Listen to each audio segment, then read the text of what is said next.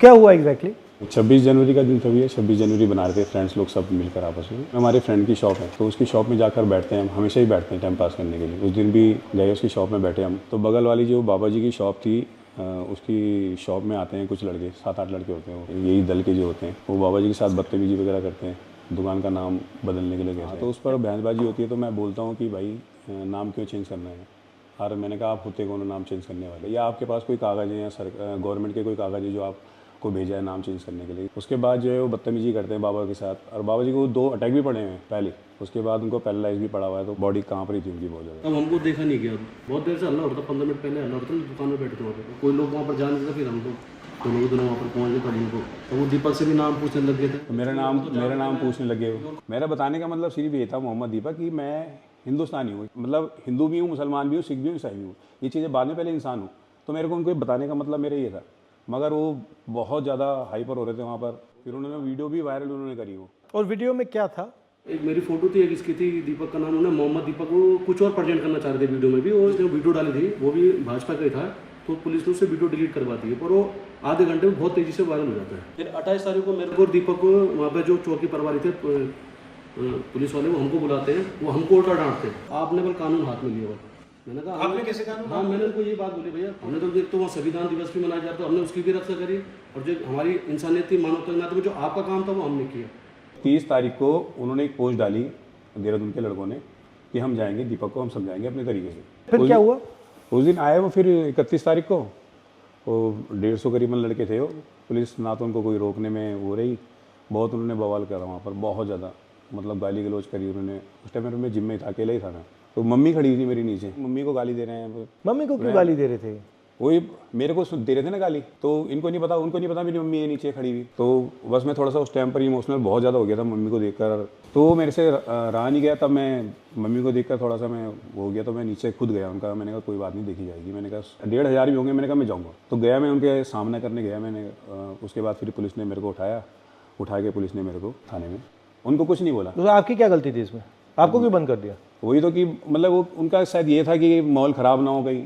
अगर माहौल, तो मैंने फिर ये बोला कि माहौल अगर ख़राब कर रहे हैं, तो मैंने कहा ये लोग कर रहे हैं बाहर से आकर। मैंने कहा हम तो यहीं के रहने वाले हैं, मैंने आप मेरे को बिठा रहे हो। उसके बाद भी वो करीबन 4 से 5 घंटा कंटिन्यू वहाँ गाली गलौज करते रहे। ये जो लड़के थे ये करते क्या हैं एक्चुअली? उत्तराखंड में बजरंग दल अलग अलग जगह जाके जो भी मुस्लिम वेंडर्स डिस्टर्ब करते हैं, उनको डिस्टर्ब करते हैं, माहौल ख़राब करने की कोशिश करते हैं। और उस दिन भी जब कोटद्वार में वो लोग पहुँचे तो उन्होंने इसका नाम इसलिए पूछा कि उन्हें लगा कि ये मुस्लिम होगा।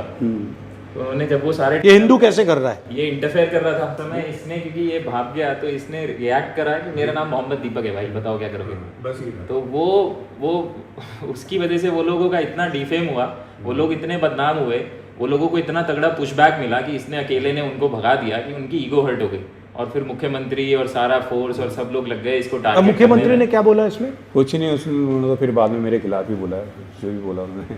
अब क्या हो रहा है जिम में? कुछ नहीं, जिम तो अभी खाली ही पड़ा है अभी। अब 150 प्लस बच्चे थे, अब तो 17-18 बच्चे। आप में स्ट्रेंथ कहाँ से आई? मम्मी में जो है ना बहुत ताकत है मेरी। जब कुछ नहीं थे, खैर कुछ तो, जब कुछ बिल्कुल भी नहीं थे मतलब, तो मम्मी ने तभी मेहनत करी है, अकेले अपने बलबूते पे पूरा घर परिवार संभाला है। मम्मी चाय का स्टॉल चलाती है, एक चाय देने के लिए 3री मंजिल पे मम्मी चली जाती है अपना देने। और जब ये आपके साथ हुआ तो मम्मी ने क्या बोला? मम्मी नहीं डरी, मम्मी तो खैर नहीं डरी उस चीज़ को। मम्मी तो खैर, मम्मी कहती है कि कोई दिक्कत वाली बात नहीं है, तूने अच्छा काम किया, गलत काम नहीं किया।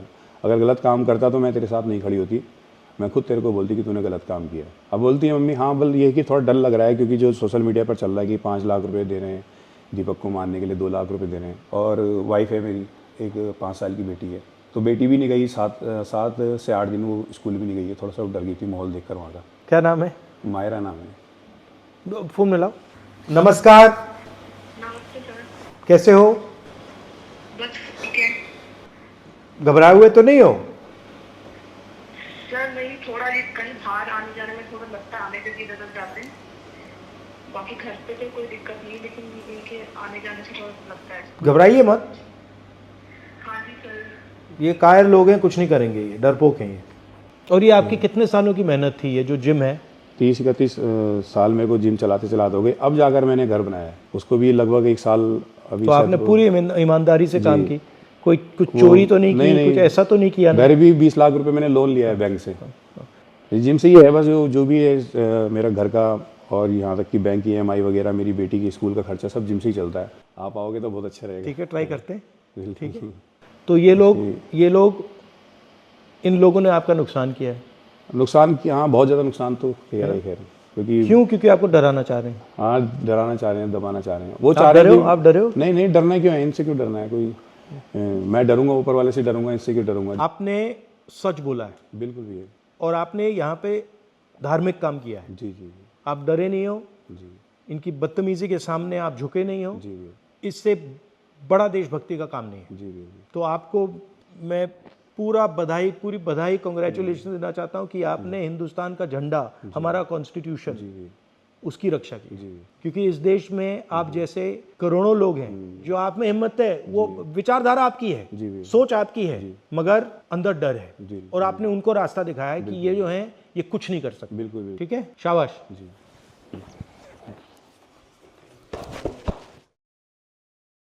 आपकी इस पर क्या राय है, हमें कमेंट कर जरूर बताएं। इसके साथ ही आप हमारे YouTube चैनल को सब्सक्राइब कीजिए। आप हमें Facebook, Instagram, Twitter पर फॉलो भी कर सकते हैं। और संवाद 365 के साथ एक क्लिक में जुड़ने के लिए डाउनलोड कीजिए संवाद 365 ऐप।